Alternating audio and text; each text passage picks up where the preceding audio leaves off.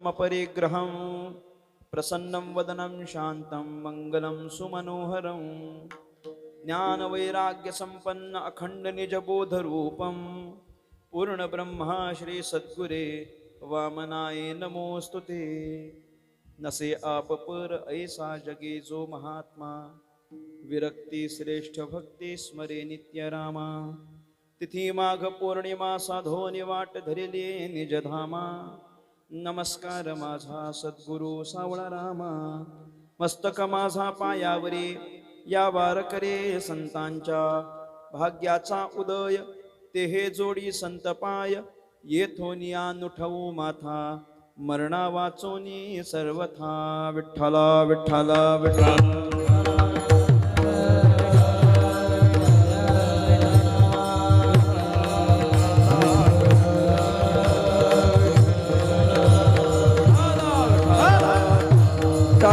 टाळी वाजवा बोला बोला खाला बोला पुंडलिक वरदा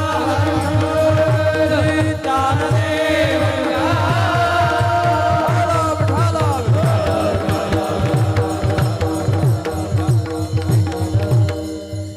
भाग्याचा उदय तेहे जोडी संत पाय येथोनिया नुठवू माथा मरणा वाचोनी सर्वथा। महाराष्ट्राचा आराध्य दैवत राजाधिराज भगवान श्री पंढरीनाथ परमात्मा कैवल्य साम्राज्य चक्रवर्ती विश्वसंत महावैष्णव ज्ञानराज माऊली स्वानंद सुख निवासी प्रातः स्मरणीय ब्रह्मलीन सद्गुरु श्री वामन बाबा सद्गुरु सावाराम बाबा महाराज स्वानंद सुख निवासी प्रातः स्मरणीय सद्गुरु गंगागिरीजी महाराज सद्गुरु श्री नारायणगिरीजी महाराज आदी करून सर्व साधू संतांच्या चरणी विनम्रपणे नतमस्तक होतो।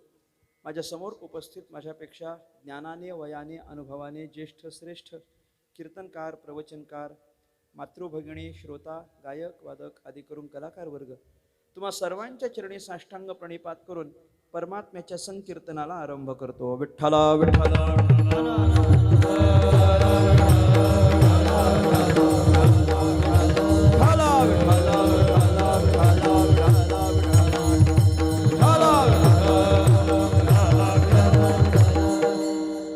अभंगावरील चिंतनाला आरंभ करण्यापूर्वी अल्पसा परिहार देणं अतिशय महत्त्वाचं आहे।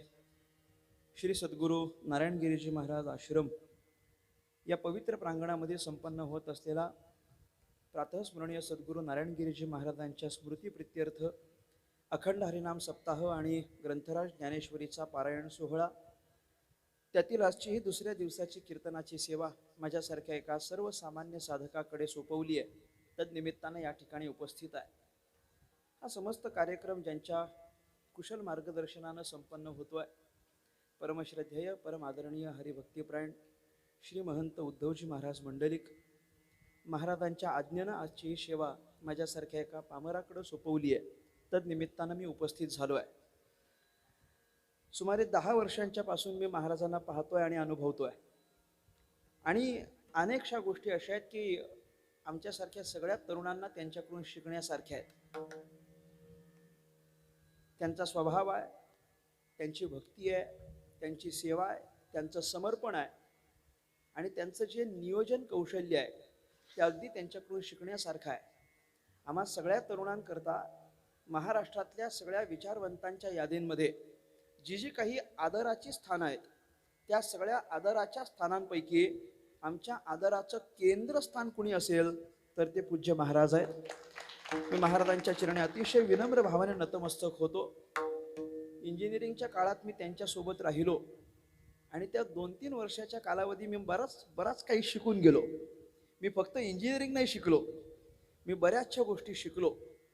म्हणजे फक्त टेक्निकल शिकलो नाही आणि जरी शिकलो असेल तर ते लोकांचं पण टेक्निकल शिकलो। फक्त मशीन्समधलं किंवा IT मधलं शिकलो नाही। मला तिथं राहिल्यानंतर महाराजांच्या सोबत राहिल्यानंतर मला एक गोष्ट जाणवली। काय जाणवली? मला एक गोष्ट अशी जाणवली की मी इंजिनिअरिंग केली ती IT मधून केली। इंजिनिअरिंग माझी झाली ती IT मधून झाली आणि महाराजांच्या समवेत राहिल्यानंतर मला असं कळलं की आता ITत इंजिनिअरिंग झाली आहे, आता परमार्थ पण ITत करावा लागेल। हे मला त्यांच्याकडे राहून आम्हाला कळलं। तशा पद्धतीनं राहिलं पाहिजे। पारमार्थिकाचा परमार्थ सिद्ध होत असताना त्यानं कशा पद्धतीनं सुसज्ज राहावं आणि लोकांच्या समोर प्रेझेंट होत असताना किती चांगल्या पद्धतीनं आपण प्रेझेंट झालो पाहिजे. पूज्य महाराजांकडून आम्ही शिकलोय. त्यांच्या कुशल अशा नियोजनाचे अनेक दाखले मी माझ्यासमोर पाहिले. मग ते वरद विनायक पासून असेल ते या आश्रमाच्या उभारणीपर्यंत या सगळ्या माध्यमातून त्यांच्याकडून जे जे काही शिकत आलो आहे त्या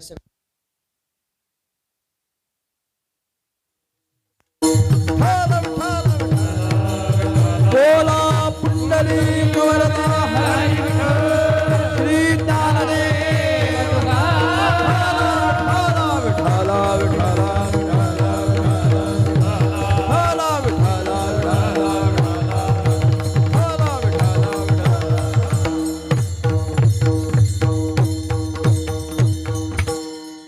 भाग्याचा उदय तेहे जोडी संत पाय येथोनिया नुठवू माथा मरणा वाचोनी सर्वथा. सेवेकरता निवडलेला अभंग संत श्रेष्ठ तुकाराम महाराज यांचा आहे.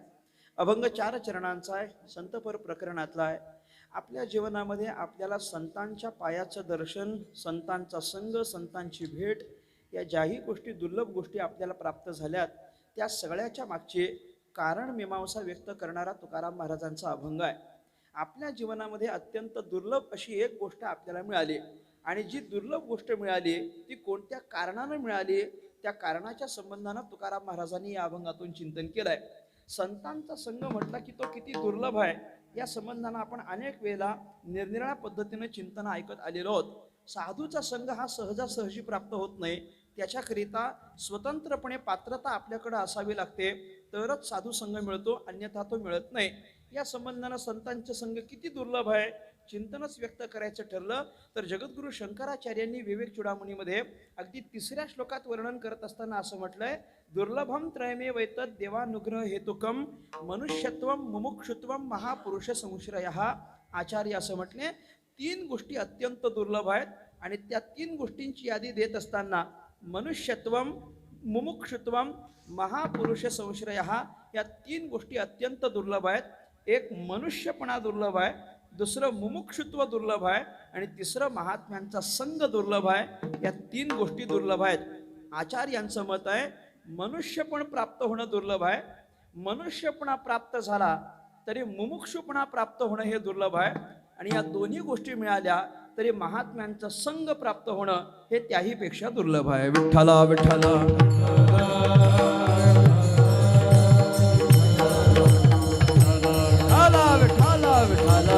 टाळी वाजवा टाळी वाजवा. महात्म्यांचा संघ दुर्लभ आहे. महात्म्यांचा संघ दुर्लभ आहे. तुम्ही नारदांना विचाराल तर नारद महर्षी भक्तिसूत्रामध्ये आपल्याला सांगतील महत्संगस्तु दुर्लभो अगम्यो अमोघश्य.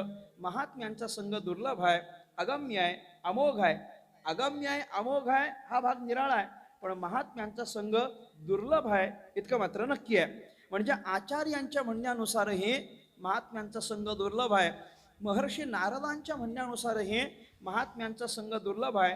आणि आपल्या वारकरी सगळ्या संत मंडळीला जरी विचारलं तरी सगळे एक मतानं आपल्याला असं सांगतील की संतांचा संघ हा अतिशय दुर्लभ आहे. चंद्रामृते सुखे सेववेल चंद्रामृते सुखे सेववेल असता जाता रवी धरवेल असता जाता रवी धरवेल बाया हेळा सागर तरवेल बाया हेळा सागर तरवेल परित्या साधूची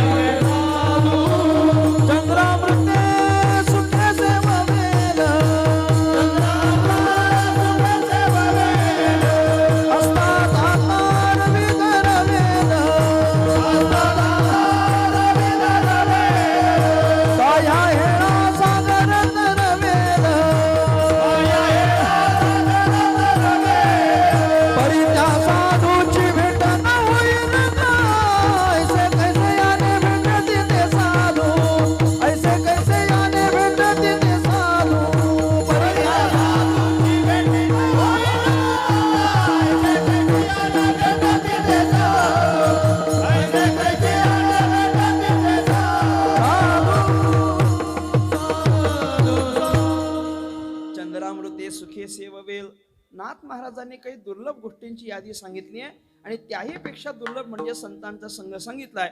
अतिशय प्रसिद्ध हे प्रमाण आहे. नाथराय असं म्हटले, चंद्रामृते सुखे सेववेल. चंद्रामृत सेवन करणं हे कौशल्य माणसाचं नाही आहे. माणसाला चंद्रामृत सेवन करता येत नाही. फार तर ते चकोर पक्षाला जमेल. चकोर पक्षाकडे ते कौशल्य आहे की त्याला चंद्रामृत सेवन करता येतं. माणसाला चंद्रामृत सेवन करता येत नाही. चंद्रामृत सोडा, माणसाला अमृतही सेवन करता येत नाही. फार फार तर माणसं अमृत तुल्य पितील, त्याच्या पलीकडे माणसाची धाव नाही. माणसं अमृत तुल्यमध्ये फार समाधानी आहेत. माणसं फार समाधानी आहेत. त्यामुळे अमृताकडे सुद्धा त्यांची नजर जात नाही. चंद्रामृत सेवन करणं हे माणसाचं कौशल्य नाही आहे, चकोर पक्षाकडे ते कौशल्य आहे. एखाद्यानं जरी अनेक प्रकारची साधना केली तरी ते त्याला जमणार नाही. पण नाथ महाराज असं म्हणतात, चला मी असं समजतो की कदाचित एखादा मनुष्य त्याच्या योग सामर्थ्यानं किंवा तपोबळानं हे करून दाखवेल आणि मी असं म्हणेन की चंद्रामृते सुखे सेववेल. कदाचित सुखानं त्यांना चंद्रामृत सेवन करता येईल. ते कौशल्य तो संपादन करेलही. जरी ते दुर्लभ आहे, जरी ते दुर्मिळ आहे, सहजासहजी शक्य नाही आहे, पण तरी एखादा माणूस ते करून दाखवू शकतो. ते शक्यतेच्या कोटीत येईल कदाचित. चंद्रामृते सुखे सेववेल. असता जाता रवी धरवेल. अस्ताला जाणारा सूर्य धरून दाखवायचा म्हणजे त्याला थांब म्हणून सांगायचं आणि त्यानं थांबायचं. हे शक्य आहे का मला सांगा? अस्ताला जाणाऱ्या सूर्याला, संध्याकाळी अस्ताला जाणाऱ्या सूर्याला थांब म्हणून सांगायचं आणि त्यानं आपल्याकरता थांबायचं. हे शक्य आहे का मला सांगा? हे शक्य आहे का? अजिबात शक्य नाही. पण नाथ महाराज असं म्हणतात, कदाचित एखादा मनुष्य तेही करून दाखवेल. असता जाता रवी धरवेल. बाह्या हेळा सागर तरवेल. आपल्या बाहुबलानं, दोन्ही हाताच्या बळानं, बाहुबलानं संपूर्ण सागर, संपूर्ण समुद्र पोहून पार करायचा. हे शक्य आहे का मला सांगा? हे शक्य आहे का? हो नाही बोलत चला जरा, माना तरी हलवा जरा, मला कळू द्या. शक्य आहे का? हे शक्य नाहीये. आपल्या बाहुबळानं समुद्र पोहून पार करायचा हे अजिबात शक्य नाहीये. नाथ महाराज म्हणतात, मी असं म्हणतो, कदाचित एखादा मनुष्य तेही करून दाखवेल की आपल्या बाहुबळानं अख्खा समुद्र तो पोहून पार करेल आणि ते करून दाखवेल. असता बाह्या हेळा सागर तरवेल. पण अशक्य असणारी गोष्ट काय आहे? परी त्या साधूची भेट न होईल घ्या. पण साधूची भेट होणार नाही. नाथ महाराज प्रश्न उपस्थित करतात, ऐसे कैसे यानं भेटती ते साधू कसे भेटतील? साधू कसे भेटतील? हे असे भेटत नाही. अहो सहजासहजी साधूची भेट होत नाही. आचार्यांचं मत पाहिलं, साधूची भेट दुर्लभ आहे. नारदांचं मत पाहिलं, साधूचा संघ दुर्लभ आहे. नाथ महाराजही म्हणतात की ऐसे कैसे यानं भेटती ते साधू. तर मग भेटणारच नाहीत काय? भेटणारच नाहीत. इतकं जर दुर्लभ असेल तर मग आपण काही त्या भानगडीत पडायचंच नाही का? कधीच आपण साधूच्या संगतीकरता प्रयत्न करायचे नाहीत का? भेटणारच नाही तर कशाला प्रयत्न करा? नाहीच भेटणार. सगळ्या साधू संत जर एका वाक्याने आपल्याला म्हणत असतील की हे भेटणारच नाही, दुर्लभ आहे, अमुक तमुक, तर मग कधी आपण प्रयत्नच करायचे नाहीत काय? असं नाहीये म्हटलंय. साधूचा संघ दुर्लभ आहे म्हणून तो कधीच भेटणार नाही असं नाहीये. साधू भेटतील. फक्त साधूची भेट आपल्याला व्हावी याकरता एक स्वतंत्र पात्रता आपल्याकडे असावी लागते. ती पात्रता सिद्ध झाली की मग साधू आपल्याला भेट देतील. प्रत्येक गोष्टीकरता आपल्याला पात्र व्हावं लागतं. पात्रता मिळाली, पात्रता झाली की आपल्याला त्याचा लाभ घेता येतो. इंग्रजीत त्याला एलिजिबिलिटी म्हणतात. आपल्याला एलिजिबल व्हावं लागेल. अहो मला सांगा, 11वीतला विद्यार्थी 12वीत जायचा, त्याला काय लागतंय? एलिजिबिलिटी लागते की नाही? 12वीतला विद्यार्थी आहे, पुढं त्याला मेडिकलकडे जायचं आहे, पुढं त्याला आर्ट्सकडे यायचं आहे, काय त्याला वेगळं इंजिनिअरिंगकडे यायचं असेल तर त्याला आधी काय व्हावं लागतं? पात्र व्हावं लागतं. तो पात्र असेल तर त्याला अमुक अमुक स्ट्रीममध्ये ॲडमिशन मिळतं, अन्यथा मिळत नाही. पात्र व्हावं लागतं. प्रत्येक गोष्टीकरिता पात्र व्हावं लागतं. अहो सरकारने जरी एखादी योजना आपल्याकरता आणली तरी त्या योजनेकडे आपल्याला काय व्हावं लागतं? पात्र व्हावं लागतं. जरी 1,500 आपल्या अकाउंटमध्ये यायचे म्हटले तरी आपल्याला काय व्हावं लागेल? पात्र व्हावं लागेल. सरसकट तुम्हाला दिले का हो सांगा बरं? खरं खरं नाही. आम्हाला काहीतरी डॉक्युमेंट्स द्यावे लागलेत की नाही? काहीतरी डॉक्युमेंट्स द्यावे लागले. कशाकरता द्यावे लागले? आम्ही पात्र आहोत हे सिद्ध करण्याकरता. मग सामान्य एखाद्या योजनेचा आपल्याला लाभ घेता यावा याकरता जर आपल्याला पात्रता सिद्ध करावी लागत असेल तर संतांचा संघ या जीवनामध्ये मिळावा याकरता सुद्धा आपल्याला पात्रता सिद्ध करावी लागते. ती पात्रता सिद्ध झाली की साधू आपल्याला भेट देतात. साधू भेट देतात. काय पात्रता आहे ती? मग ती पात्रता आपल्याला कळावी याकरता तुकाराम महाराजांनी त्या पात्रतेचे निकष आपल्याला सांगितले. आपल्याला नाथ महाराजांनी प्रश्न केला होता की हे कधीच भेटणार नाही का, कसे भेटतील? त्याला उत्तर म्हणून तुकाराम महाराजांनी जे सांगितलंय त्यामध्ये तुकाराम महाराज संतांच्या संगतीकरता लागणाऱ्या पात्रतेचे काही निकष मांडतात. आणि ते निकष मांडत असताना तुकोबाराय असं म्हटले, अर्थ काम चाडन ये चित्ता,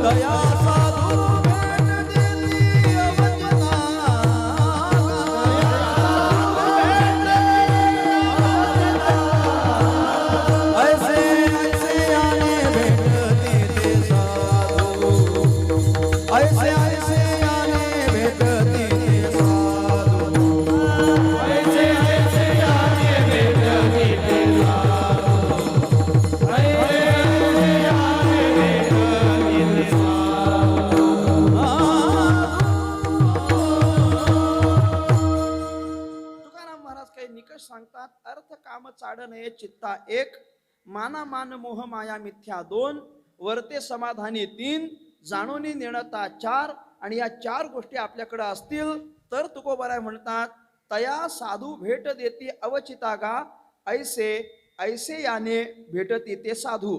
नाथ महाराजांचा प्रश्न काय आहे? ऐसे कैसे यानं भेटत येते साधू.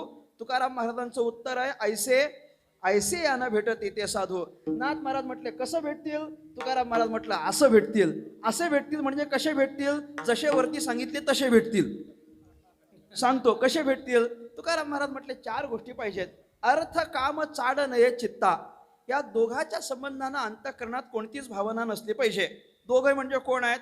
अर्थ आणि काम. अर्थ आणि काम या दोघांच्याही संबंधानं अंतःकरणात कोणत्याच पद्धतीचं प्रेम उत्पन्न होता कामा नये. अर्थ पण नको, चाड पण नको, कामही नको. अर्थ आणि काम चार पुरुषार्थांच्या पैकी मधले दोन निवडलेत. मधले दोन निवडलेत कारण सगळ्यांचं प्रेम या मधल्याच दोघांवर आहे. पहिलं आणि शेवटचं याच्यावर कुणाचं प्रेम नाही. धर्म, अर्थ, काम आणि मोक्ष. धर्म आणि मोक्ष याच्याकडे फार लक्ष नाही, पण अर्थ आणि काम याच्याकडे फार लक्ष आहे. तुकाराम महाराज म्हणतात, अर्थ काम चाड नये चित्ता. अर्थ काम या संबंधानं कोणतीच अभिलाषा त्याच्या अंतःकरणाला उत्पन्न होता कामा नये. ज्याच्या अंतःकरणामध्ये अर्थ नाही. अर्थ म्हणजे अर्थ अर्थ अर्थ अर्थ मला नाही वाटत अर्थाचा अर्थ कोणाला सांगायची गरज आहे, सगळ्याला ठाऊक आहे. अर्थ, अर्थाच्या संबंधानं कोणतीच भावना नको. आणि दुसरं म्हणजे काम. काम म्हणजे काय आहे? काम म्हणजे अंतःकरणातल्या इच्छा आहेत. इदम्य अस्यात इदम्य अस्यात इति इच्छा काम शब्दितः पंचदशीकारांनी केलेली व्याख्या आहे. मला हे पाहिजे, मला ते पाहिजे, अमुक पाहिजे, तमुक पाहिजे, पाहिजे पाहिजे पाहिजे पाहिजे हे म्हणणं असतं की नाही, त्याला म्हणतात इच्छा. आणि या इच्छांच्या समुदायाला म्हणतात काम. या सगळ्या इच्छा एकत्र आल्या की त्याला आपल्याला काम असं म्हणता येतं. आणि या जगात कोण असा आहे की ज्याला इच्छा नाहीत? मला सांगा. अजिबात इच्छा नाही असा कोणी माणूस आहे काय? इच्छाच नाहीत असा कोणी माणूस कोणीच नाही. प्रत्येकाला कसली तरी इच्छा आहे. प्रत्येकाला काही ना काहीतरी इच्छा आहेच आहे. प्रपंचामध्ये काहीतरी इच्छा असेल यात नवल नाही आहे. कीर्तनाला आला तरी काय आहे? कीर्तनाला आला तरी इच्छा आहे. तुम्ही केवळ माझ्याकडे बघू नका, सगळ्यांनाच इच्छा आहे. प्रत्येकाला काही ना काहीतरी इच्छा आहे. इच्छा आहे म्हणजे काय? ज्याला संगीताची आवड आहे की नाही, त्याची इच्छा अशी असते की आपल्याला या कीर्तनातून एखादी नवीन चाल मिळाली पाहिजे. ज्याला मृदंगाची आवड आहे त्याला एखादा बोल पाहिजे. ज्याला चिंतनाची आवड आहे त्याला एखादा मुद्दा पाहिजे. ज्याला पाठपाठांतराची आवड आहे त्याला नवीन एखादी ओवी, नवीन एखादं तुकोबारायचं प्रमाण, नाथ राहायचं प्रमाण त्याला ते पाहिजे. ज्याला वेदांताची आवड आहे त्याला एखादी प्रक्रिया पाहिजे. ज्याला विनोदाची आवड आहे त्याला विनोद पाहिजे. ज्याला कवितांची आवड आहे त्याला कविता पाहिजेत. ज्याला गाण्यांची आवड आहे त्याला गाणी पाहिजेत. अलीकडं ज्याला जे पाहिजे त्याला ते सगळं मिळतंय. ज्याला चरित्र पाहिजे त्याला चरित्र आहे, अमुक आहे, तो सगळं काही पाहिजे. आणि ज्याला काहीच नाही पाहिजे त्याला पण काहीतरी पाहिजे. ज्याला काहीच नाही पाहिजे त्याला पण काहीतरी पाहिजे. तुम्ही म्हणाल आता त्याला काय पाहिजे? त्याला इतकंच पाहिजे, आजचे महाराज तरी 9ला थांबले असं म्हणायचं. थांबले पाहिजे. हे थांबले काय पाहिजे ना हो, प्रत्येकाला पाहिजे. कोण कोण असा माणूस आहे की ज्याला नाही पाहिजे? प्रत्येकाला काहीतरी पाहिजे. आणि हे पाहिजे पाहिजे पाहिजे पाहिजे असं म्हणणं असतं की नाही, या सगळ्याच्या समुदायाला आपल्याला काम असं म्हणता येत असेल तर अर्थ आणि काम या दोघांच्या संबंधानं अंतःकरणामध्ये प्रेम नको, म्हणजे अर्थही नको आणि कामही नको. हा पात्रतेचा पहिला निकष आहे. तुकाराम महाराज म्हटले असं जर तुमच्या अंतःकरणात असेल तर साधू भेट देतील, त्याला साधू भेट देतील. एक, माना मान मोह माया मिथ्या, ज्याच्या अंतःकरणामधलं मान आणि अपमान हे समान झालेले आहेत. सुखी संतोषानं यावे, दुःखी विषादा न भसावे आणि लाभालाभ न धरावे मना माझी, हे जे ज्ञानोबारायांचे शब्द आहेत, या शब्दांप्रमाणे त्याला सन्मान प्राप्त झाला म्हणून आनंदही होत नाही आणि एखाद्या ठिकाणी अपमान झाला म्हणून त्याच्या अंतःकरणाला दुःखही होत नाही. अशी मानापमानाची समान भावना त्याच्या अंतःकरणात जेव्हा निर्माण होईल, तुकोबाराय म्हणतात तया साधू भेट देती अवचितागा, त्याला साधू भेट देतील. 2, तिसरी महत्वाची गोष्ट तुकाराम महाराज सांगतात, वर्ते समाधानी. तो समाधानी आहे, समाधानी आपल्या जीवनामध्ये जो समाधानी आहे. देव ठेवील तैसे राहावे, या वचनाच्या अनुसार ज्याचं जीवन चाललेलं आहे, ठेविल्यानंते तैसेची राहावे, चित्ती असू द्यावे समाधान, या वचनाच्या अनुसार जो आपलं जीवन व्यतीत करतोय, तुकाराम महाराज म्हणतात असा समाधानी जर तो असेल ना तर त्याला साधू भेट द्यायला तयार आहेत. आणि शेवटची महत्वाची गोष्ट आहे जाणोनी नेणता, म्हणजे सगळं काही माहिती असून, सगळं जाणतं असून सुद्धा मला काहीच येत नाही अशा भावनेवर जो राहतो तो जाणोनी नेणता. मला सगळं काही कळतं पण सगळं कळत असून सुद्धा मला काहीच कळत नाही या भावनेवर जो असतो ना त्याला साधू भेट द्यायला तयार आहेत. सगळं माहिती असूनही काहीच कळत नाही या भावनेवरची लोक फार कमी आहेत. आणि काहीच माहिती नसूनही आम्हाला सगळंच माहिती आहे असं दाखवणारी लोक भरपूर आहेत. जाणणं म्हणजे काय? कळणं. आणि नेणणं म्हणजे काय? न कळणं. जाणून नेणता म्हणजे काय? सगळं कळत असून सुद्धा मला काहीच कळत नाही असं दाखवणं, याला जाणून नेणता असं म्हणतात. आपल्याला कळत असूनही काहीच कळत नाही असं दाखवणं. कधी कधी अशी माणसं कीर्तनात समोर असतात, त्यांना सगळं कळतं पण अजिबात आपल्याला दाखवतात की आपल्याला काहीच कळत नाही. त्याचं आम्हाला कधी कधी फार दुःख होतं. म्हणजे जरी त्यांना विनोद कळलेला असतात तरी हसणार नाहीत, तरी पण हसणार नाहीत. त्या असे मठ्ठासारखे बसते राहतील ना, म्हणजे मला फार चिंता पडते आता सांगू तरी काय, सांगू तरी काय. अशा पद्धतीचा श्रोता समोर तरी नसावा, मागं कुठं असला चालेल, मला हरकत नाही. कमीत कमी समोरची तरी मला प्रसन्न असावीत. प्रसन्न असते काही नाही, सोपं आहे हो, सोपं आहे. काही नाही, तुम्हाला कळत असेल तर कळलं म्हणा आणि नाही कळलं तर नाही कळलं म्हणा. पण तुम्हाला जर काहीच कळलं नाही आणि तरी पण तुम्ही कळलं असं म्हटलात तर मला कसं काही कळेल की तुम्हाला कळलंय की नाही कळलंय? एवढं कळलं असेल तर माना हलवा, मला कळू द्या जरा. जाणून नेणाता कोण आहे? कोणीच नाही या जगामध्ये. जाणून नेणाता कोणीच नाही, वर्ते समाधानी कुणीच नाही, मानापमान सारखा झालेला कुणीच नाही, आणि अर्थ काम ज्याच्या अंतःकरणामध्ये नाही असा सुद्धा कोणीच नाही. आणि अशा पात्रतेमध्ये आपण कोणीच नाही म्हणून आपल्याला साधूची भेट होत नाही. आणि जर ही पात्रता आपल्या अंगी आली तर तुकाराम महाराज म्हणतात तया साधू भेट देते अवचितागा, ऐसे ऐसे याने भेटत येते साधू. अशा प्रकारानं साधू भेट देतील. विठ्ठला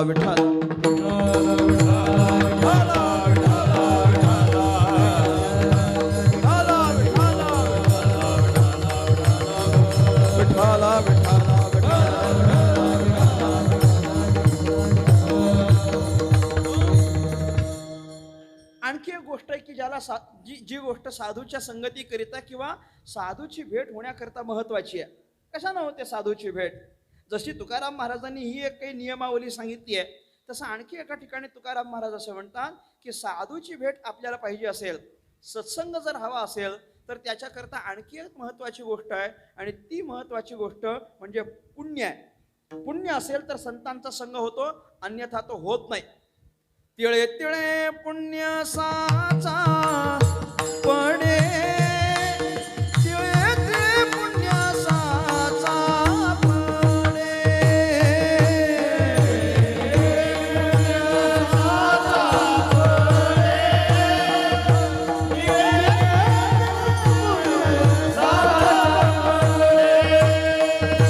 तरी हे बहुता जमी जोडे तरी हे बहुता जमी जोडे नाम तुझे वाचेसी आतुडे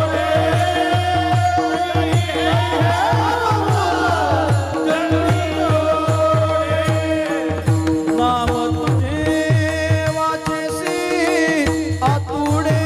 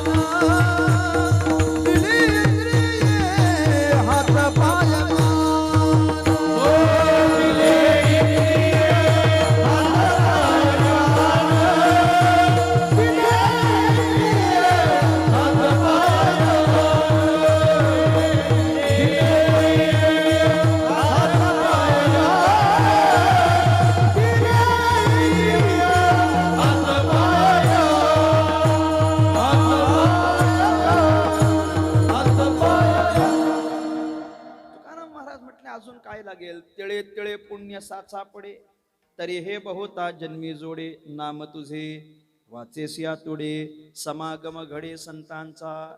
अनेक जन्माची पुण्याई एकत्र केली की आपल्याला दोन फळं प्रामुख्याने मिळतात. नाम तुझे वाचेसी आतुडे हे पहिलं फळ आहे आणि समागम घडे संतांचा हे दुसरं फळ आहे.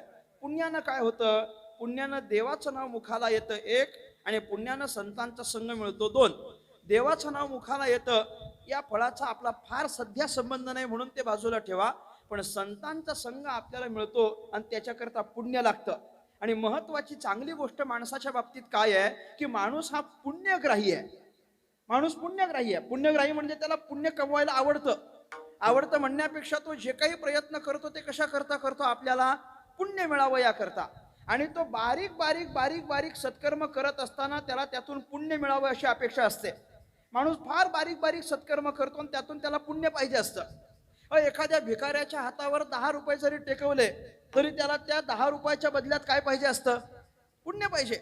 एखाद्या उपाशी माणसाला अर्धा तुकडा भाकर जर दिली तर त्याला त्या भाकरीच्या बदल्यात काय पाहिजे, पुण्य पाहिजे.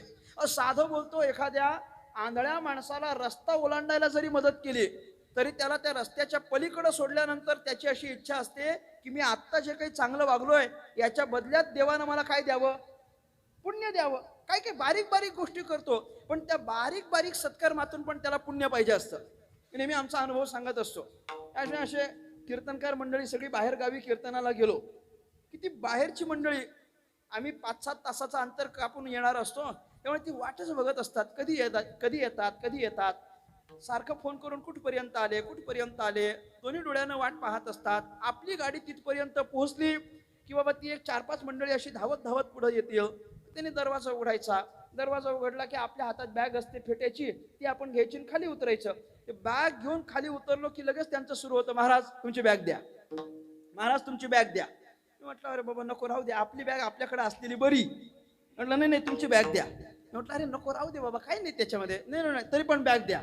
म्हटलं अहो राहू दे काही हरकत नाही, राहू द्या, माझ्या हातात असते काय तुमच्या हातात असते काय सारखीच आहे. म्हटलं नाही बॅग द्या. शेवटी मी त्याला म्हटलं, अरे बाबा सध्या तिच्यात काहीच नाही, मी आत्ताशी आलोय. जाताना घे काहीतरी भेट. आता फेटा उपरणं सोडून काहीच नाही, तरी पण बॅग द्या. तरी पण बॅग द्या, बॅग द्या, बॅग. शेवटी आपण नाही नाही नाही नाही नाही नाही म्हणत राहिलो. शेवटचं वाक्य आपल्याला बोलतात, ते म्हणतात, महाराज द्या हो तुमची बॅग, तेवढंच आम्हाला. संपलं, मला एवढंच बोलायचं आहे. तेवढंच आम्हाला काय आहे, पुण्य.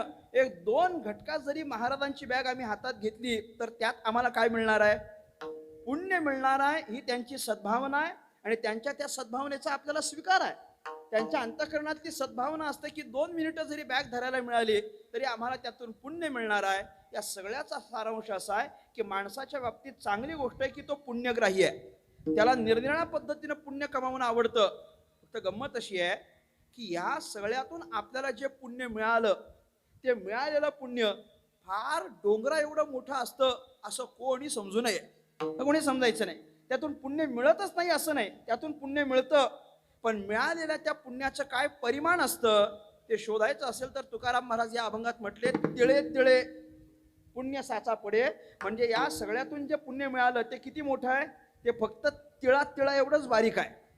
तिळा एवढं पुण्य काही नाही. आंधळ्याला मदत केली, तिळा एवढंच पुण्य आहे. भिकाऱ्याला मदत केली, तिळा एवढंच पुण्य आहे. हे तिळतिळ असं जे पुण्य की म्हणजे बारीक बारीक बारीक बारीक पुण्य आहे, हे पुण्य साठवायचं आणि अनंत जन्माचं असं पुण्य एकत्र होऊन ते जेव्हा फळ देण्याकरता सिद्ध होईल तेव्हा त्याचं फळ आपल्याला मिळेल. ते म्हणजे साधूचा संघ आहे. मी इतका कशा करता बोललोय, मी एवढ्या करता म्हटलोय की अनंत जन्माच्या पुण्याने मिळणारा साधूचा संघ. काय अर्थ काम चाडणे चित्ता वगैरे या सगळ्या निकषातून बाहेर पडल्यानंतर मिळणारा साधूचा संघ, या सगळ्या माध्यमातून जो साधूचा संघ मिळतो, तुकाराम महाराजांना त्यांच्या अंतःकरणाची भावना आज अशी बोलतीये की आम्हाला आज साधूचा संघ झालाय, आम्हाला आज संतांच्या पायाचं दर्शन झालंय. इतर वेळेला पुण्य हे कारण असेल, काहीतरी अर्थ काम चाडणे चित्ता माना मान मोह माया मिथ्या वगैरे हे कारण असेल, या कारणानं काही लोकांना साधूची संगत होत असेल. यापैकी माझ्या जीवनात मी काही केलंय असं मला वाटत नाही. म्हणजे माझ्याकडं काही फार पुण्याचा संचय आहे असंही मला वाटत नाही. काय अर्थ काम चाड नये चित्ता मानामान सारखं झालंय, समाधानी झालंय वगैरे असलंही काही माझ्या जीवनात झालंय असं मला वाटत नाही. हे तुकोबाऱ्यांचं मत आहे. हे तुकोबाऱ्यांचं मत आहे. तुकाराम महाराज म्हणतात, ज्या ज्या निकषानं आपण संतांच्या संगतीकरता पात्र होणार आहोत त्यापैकी एकही निकष आपल्याकडे लागू होत नसेल आणि तरीही आपल्याला संतांच्या पायाचं दर्शन होत असेल तर ते संतांचे पाय आपल्याला कशानं मिळाले, या प्रश्नाचं चिंतन करत असताना तुकाराम महाराजांना मिळालेले जे उत्तर आहे ते तुकाराम महाराज व्यक्त करतात. इतरांच्या आयुष्यामध्ये संत संघाला पुण्य कारण असेल, कोणाला तरी समाधानी वृत्ती कारण असेल, कोणाला तरी जाणून नेणतेपणा कारण असेल, तर आमच्या जीवनामध्ये आम्हाला संतांच्या संगतीकरता कारण काय आहे, त्याला एकच कारण आहे, ते म्हणजे आमचं भाग्य. त्या भाग्यामुळे आम्हाला संतांची भेट झाली. पहिलं चरण. भाग्याचा उदय उदय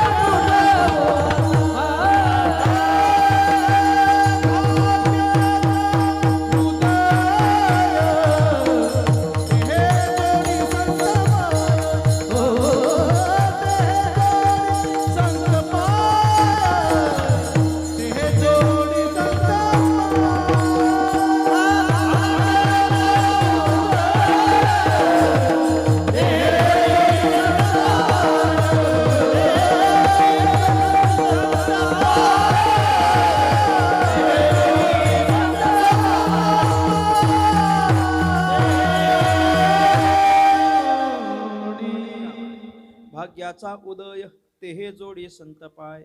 तुकाराम महाराज म्हटले आमच्या जीवनातलं कारण आम्हाला विचाराल तर ते हे जोडी संत पाय, याला कारण फक्त भाग्याचा उदय. आमचं भाग्य उदयाला आलं. अनेक जन्मांचं साठलेलं आमचं जे भाग्य आहे ते आज फळ देण्याकरता सिद्ध झालंय. आणि काय फळ दिलं असेल तर संतांच्या पायाचं आम्हाला दर्शन झालं. संतांचे पाय आणि संत काही वेगळे नसतात. उत्तमानां स्वरूपम ही पादशब्देन मन्यते या न्यायाप्रमाणे उत्तम पुरुषाचं पाय हेच त्याचं स्वरूप असतं. त्याच्यामुळे संतांच्या पायाचं काय, संतांच्या स्वरूपाचं काय. आम्हाला संतांचे पाय भेटले, आम्हाला संतांचं दर्शन झालं. याला कारण म्हणजे काय असेल तर भाग्य. तुकाराम महाराज म्हटले भाग्याने आम्हाला संतांचं दर्शन झालं. भाग्याने संतांचं दर्शन झालं असं जर तुकोबारे म्हणत असतील तर मला यावर याचं चिंतन करावं लागेल की नेमका भाग्य म्हणजे काय असतं. भाग्य म्हणजे काय आहे, भाग्य म्हणजे काय. आणि या प्रश्नाचं चिंतन का करावं लागतं, एवढ्या करता करावं लागेल कारण ज्याला आपण भाग्य म्हणतो त्याला तुकोबाराय भाग्य म्हणायला तयार नाही आहेत. आणि ज्याला तुकोबाराय भाग्य म्हणतात त्याला भाग्य म्हणून आपण स्वीकारायला तयार नाही आहेत. याची गडबड आहे सगळी. आपण ज्याला भाग्य म्हणतो त्याला ते भाग्य म्हणत नाहीत आणि ते ज्याला भाग्य म्हणतात त्याला आपण भाग्य म्हणत नाही. आपल्या दृष्टीनं भाग्य काय आहे, काही नाही. आपल्या दृष्टीनं जे भाग्य आहे ते त्यांच्या दृष्टीनं नाही. भाग्य तरी नोहे धनपुत्र दारा, भाग्य तरी नोहे धन, भाग्य तरी नोहे पुत्र आणि भाग्य तरी नोहे दारा. या तिन्हीची प्राप्ती होणं हे काही भाग्याचं लक्षण नाही आहे. पण आपल्याला याच 3 गोष्टी भाग्याच्या वाटायला लागल्या. आपल्याला हे सगळं धन प्राप्ती होणं भाग्याचं वाटतं की नाही मला सांगावं. धन प्राप्त होणं हे भाग्याचं वाटतं की नाही, नक्की वाटतं ना आम्हाला नक्की असं वाटत असतं की धन प्राप्ती होणं याला दुसरं काही कारण नाही, याला भाग्यच कारण आहे. एखाद्यानं कष्टानं जरी कमवलं तरी लोक म्हणतात त्याला भाग्य कारण आहे. याला भाग्यानं संपत्ती मिळाली. अचानक एखाद्याला संपत्ती मिळाली तर लोक म्हणतात काही नाही त्याचं भाग्य चांगलं आहे. अचानक समृद्धी हायवे करता जागेचा मोजमाप झाला आणि त्या जागेमध्ये आपलं शेत न जाता बाजूच्याचं गेलं की लोक म्हणतात काही नाही त्याचं बस संपलं, त्याचं भाग्य चांगलं आहे. का, अरे इतकं जवळ आलेलं असून पण आम्हाला मिळालं नाही, पण त्याला मिळालं. कारण काय, त्याचं आपलं इतकं बारीक लक्ष आहे. धन प्राप्ती होणं याला आपण भाग्य मानायला तयार आहोत. जास्तीत जास्त धन मिळालं आपण म्हणतो भाग्य चांगलं आहे त्याचं. पण धनाला भाग्य मानू नये. तुकाराम महाराज म्हणतात धनाला आपण भाग्य मानू नये. धनाला भाग्य मानावं असं धनाकडं काय आहे, धनाला आपण भाग्य मानावं असं धनाकडं काय आहे. म्हणजे तुकाराम महाराज धनाची उपेक्षा करतात असं पण नाहीये. धनाला तुच्छ मानतात तुकाराम महाराज असंही नाहीये. तुकाराम महाराजांचं स्पष्ट वचन आहे धनवंता लागी सर्व मान्यता आहे जगी. तुकाराम महाराज धनाला नाही म्हणत नाहीत. जोडोनिया धन उत्तम व्यवहारे उदास विचारे वेच करी, पण ते जोडोनिया म्हणतातच की नाही. धनवंता लागी सर्व मान्यता आहे जगी हे म्हणतातच. म्हणजे धनवंताला किंमत आहे. धनवंताला किंमत आहे असं नाही. मी तुम्हाला 2 प्रश्न करीन. धनवंताला किंमत आहे हे खरं आहे की धनवंतालाच किंमत आहे हे खरं आहे? तुमचं काय मत आहे? धनवंताला किंमत आहे हे खरं आहे की धनवंतालाच किंमत आहे? धनवंतालाच किंमत आहे. धनवंताला मला सांगा ना, खरं सांगा अगदी खरी किंमत कुणाला आहे? खरी किंमत कुणाला आहे? धनवंताला किंमत आहे की भाग्यवंताला आहे? तुम्ही म्हणाल तसं कोणाला किंमत आहे? भाग्यवंताला. कुठपर्यंत? जय विठ्ठल होत नाही तोपर्यंत. त्याच्यानंतर धनवंतालाच आहे. नाही, कधी कधी भाग्यवंत पण भाग्यवंत नसतो, कारण मध्ये धनवंत आले की भाग्यवंताला थांबावं लागतं आणि थांबून मग धनवंतांना नमस्कार करावा लागतो. आम्ही भाग्यवंत कसे मला सांगा? खरं कोण भाग्यवंत? धनवंतच खरा भाग्यवंत. आपल्याला फार किंमत नाही. धनवंत तुकोबारायांचे वचन आहे ते खोटे ठरणार नाहीत. धनवंता लागी सर्व मान्यता आहे जगी. पण तरीही तुकाराम महाराज या धनाच्या संबंधानं निवाडा देत असताना त्याच अभंगाच्या शेवटी असं म्हणतात, तुका म्हणे धन भाग्य अशाश्वत जाण, भाग्य अशाश्वत जाण, भाग्य अशाश्वत जाण. तुका म्हणे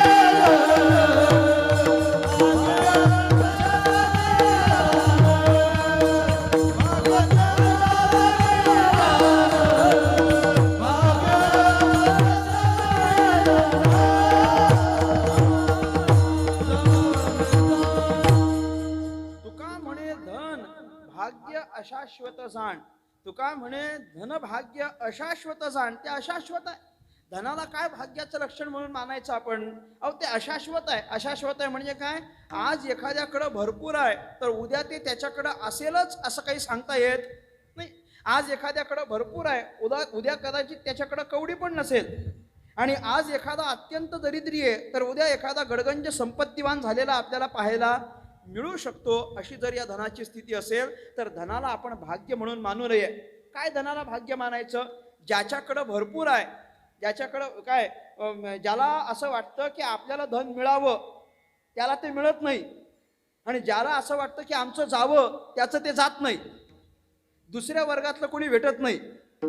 जावं असं कुणालाच वाटत नाही. आपलं धन जावं असं वाटतं का बरं?